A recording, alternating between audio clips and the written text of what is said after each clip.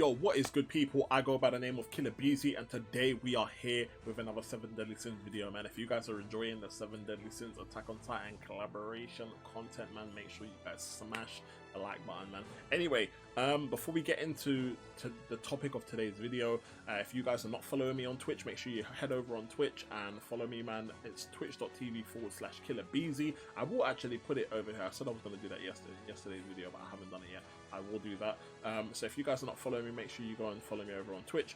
Also, if you guys are not part of the Discord, make sure you join the Discord. The link for the Discord will be in the description below. But anyway, so one of the things I wanted to talk about, I just got done streaming the new Attack on Titans collab, and one of the things that we were talking about in the chat was there's been a lot of people complaining that there is on JP you could infinitely farm Awakening Stones, and on here you can't infinitely farm Awakening Stones.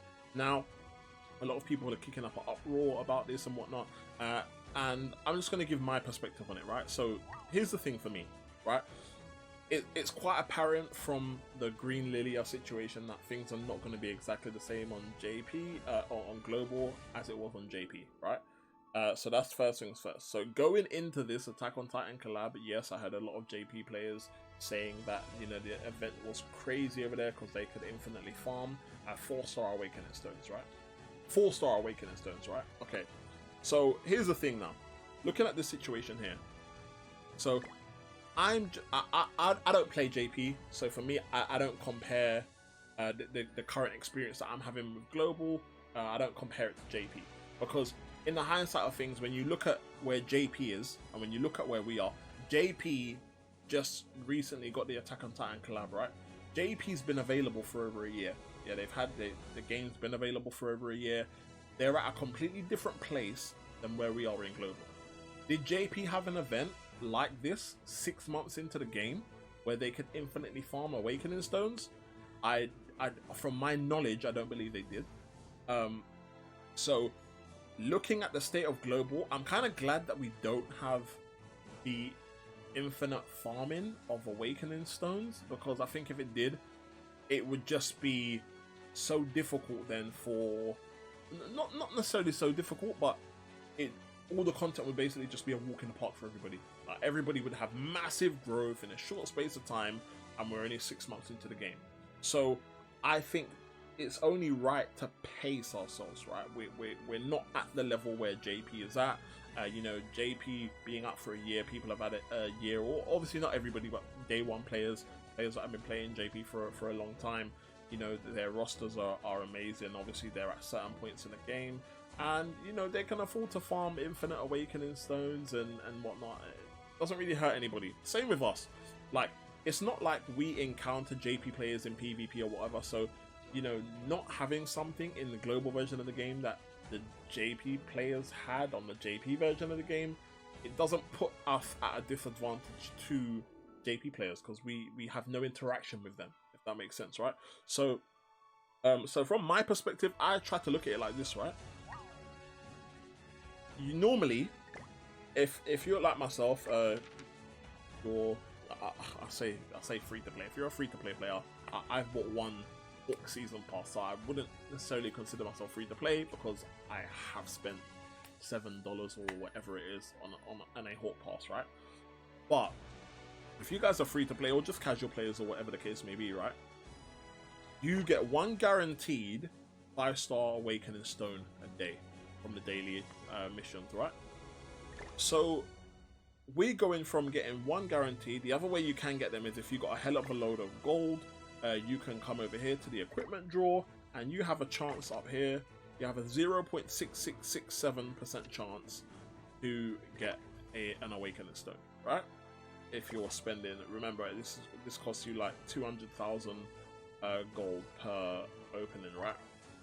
So now we take a look at an event like this, where you can guaranteed get 3 a day.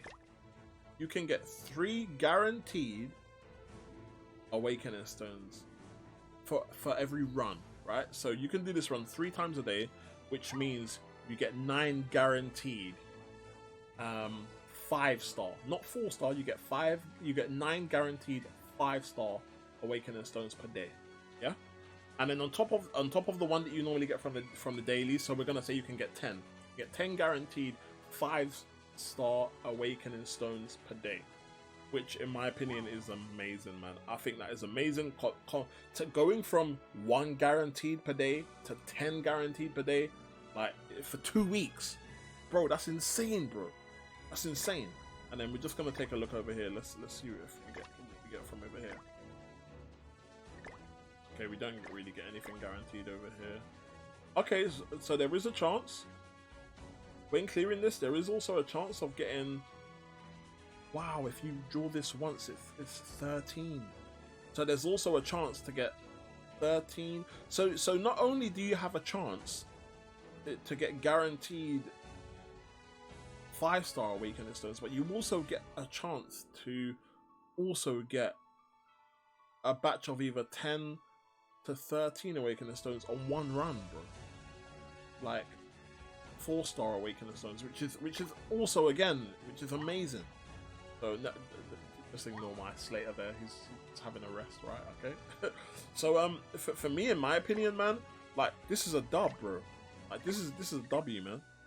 Like this is a heavy dub. Like instead of comparing it to the JP version of the game and what they had, I'm just comparing it to what we have on a day-to-day basis of this game and what we had prior to this collab. And it's a big boost, man. It's a big boost. Like 10 5-star awakening stones per day for 2 weeks, bruh. Like that is really good, man. So I'm really looking forward to that. I still think it's an amazing amount of 5-star awakening gems. I know that it's not infinite grinding, but I think that this is probably this way actually probably. I mean, when you look at how much farming people done with pots and whatnot on JP, and then having to convert all the 4-star stones into 5-star stones, whereas we're just getting them straight up as 5-star stones, and you can get 10 per day. Like, I think that is a lot, bro, and it probably saves us a lot more on stamina pots as well, you know, because we don't have to do infinite farming.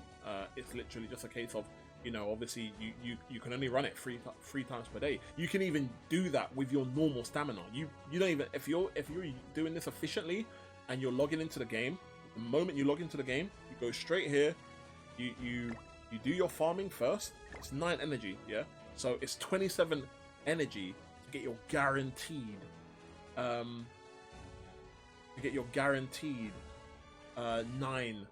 5-star awakenings per day. Yeah, this is something that you don't even have to use your stamina pots for. You can grind this with your normal stamina. So you can save all your stamina pots for the next time books come around, or the next time you need to grind for the next time half stamina week comes, you could just save your stamina pots. You see what I mean? So for me, like, this is a dub, bro. Like, this is a massive dub, because we're able to get a massive chunk of awakening stones, and we don't even have to use stamina pots to grind for it. That's a dub, 100%. So for me, man, I think that's amazing. I think I'm really happy with that. Let me know what you guys' thoughts are. Let me know if you guys are disappointed that you can't infinitely farm 4-star awakening stones, or if you're quite happy at the fact that you can grind like 5-star stones per day without it being very time consuming and without having to dip into your stamina pots, man. Let me know your thoughts, guys. For now, it's been your boy KB, and I will see you guys in the next video, man. Take care for now, guys. Peace.